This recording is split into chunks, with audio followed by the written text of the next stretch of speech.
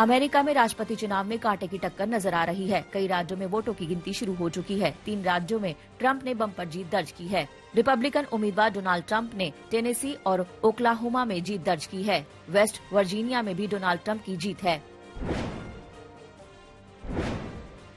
Joe Biden ने जीत के लिहाज से बेहद अहम राज्य जॉर्जिया में बढ़त बनाई है। ट्रंप से 4 पॉइंट्स आगे चल रहे हैं बाइडेन। जॉर्जिया में 16 इलेक्टोरल वोट है। 2016 में यहां से ट्रंप ने जीत दर्ज की थी। जो बाइडेन ने न्यू जर्सी, अपने गृह राज्य डेलावेयर और वर्जीनिया में जीत दर्ज की।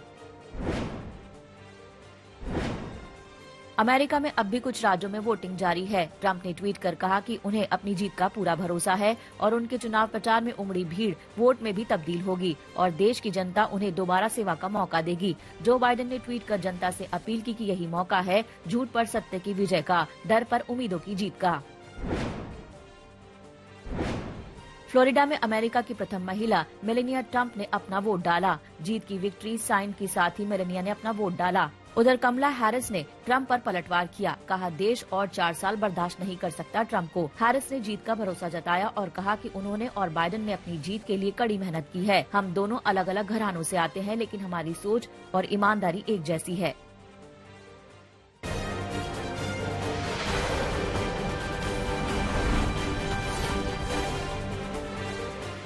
इस बार अमेरिका में 6 राज्यों के नतीजों पर काफी कुछ निर्भर करेगा। इनको पर्पल स्टेट्स या स्विंग स्टेट्स भी कहा जाता है, यानी इनके रुख से साफ नहीं है, किसी के हक में भी फैसला जा सकता है। ये राज्य Florida, Pennsylvania, Michigan, Wisconsin, north Carolina और एरिजोना है। इन राज्यों के पास 101 इलेक्टोरल कॉलेज वोटर्स हैं, यानी इनका फैसला काफी अहम रहेगा। अमेरिका में करोड़ों वोटों की गिनती के चलते जो फैसला एक रात में हुआ करता था, इस बार उसमें कई दिन लग सकते हैं। इस बार का अमेरिकी चुनाव कई मायनों में पहले हुए अमेरिकी राष्ट्रपति चुनावों से काफी अलग है। ट्रंप और बाइडेन के बीच कांटे की टक्कर हो रही है और ट्रंप हार गए तो हो सकता है कि वो नतीजों को मानने से इनकार ही कर दें।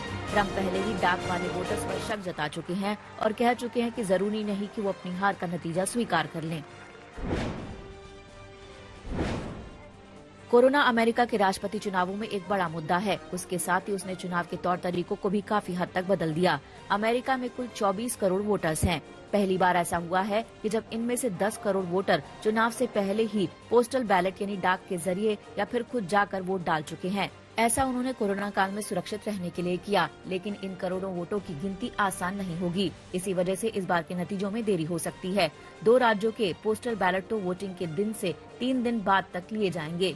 कुल 28 राज्यों में पोस्टल बैलेट इलेक्शन के दिन तक लिए गए, जबकि 20 राज्यों में इलेक्शन डे से एक दिन पहले तक पोस्टल बैलेट रिसीव किए गए। 2 राज्य ऐसे भी हैं जिनमें इनको रिसीव करने की तारीख इलेक्शन डे से 3 दिन बाद रखी गई थी, यानी 6 नवंबर तक। अगर 48 राज्यों के वोटों की गिनती से फैसला नहीं होता तो इन 2 राज्यों के वोटों की गिनती काफी अहम हो जाएगी।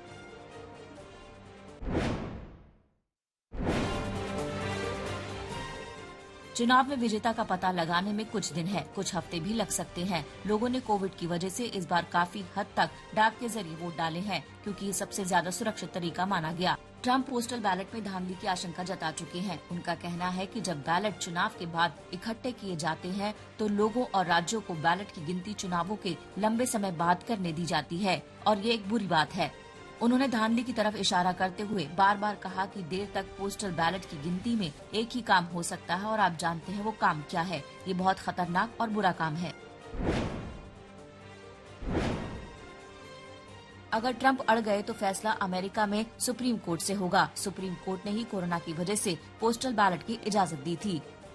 इसकी आशंका ट्रंप को पहले से थी, इसीलिए उन्होंने सुप्रीम कोर्ट में 9 जजों का पैनल पूरा कर दिया था। हालांकि नए जज की नियुक्ति को लेकर उनकी काफी आलोचना भी हुई थी। अगर सुप्रीम कोर्ट में मामला जाता है तो नतीजों के लिए इंतजार करना पड़ सकता है। नतीजों पर सवाल उठाने की हालत में सुप्रीम कोर्ट में मामला जाएगा। इस बीच अहम खबर ये भी है कि अमेरिका में चुनाव नतीजों के बाद पहली बार हिंसा की भी आशंका है। अमेरिका में ऐसा पहली बार हुआ है जब सुरक्षा बेहद सख्त है और दुकानों को हिंसा, तोड़फोड़ और लूटपाट से बचाने के लिए ऐसे इंतजाम किए जा रहे हैं। दुकानों में लगी कांच की दीवार के बाहर लकड़ी के तख्तों से उन्हें ढका जा रहा है, ताकि चुनाव के दौरान या उसके बाद हिंसा भड़के तो दुकानों को बचाया जा सके। इस बार अमेरिका में नस्ल भेद के मामलों को लेकर कई दंगे हुए हैं। डर है कि चुनाव नतीजों के बाद फिर से ऐसे दंगे न भड़क जाएं।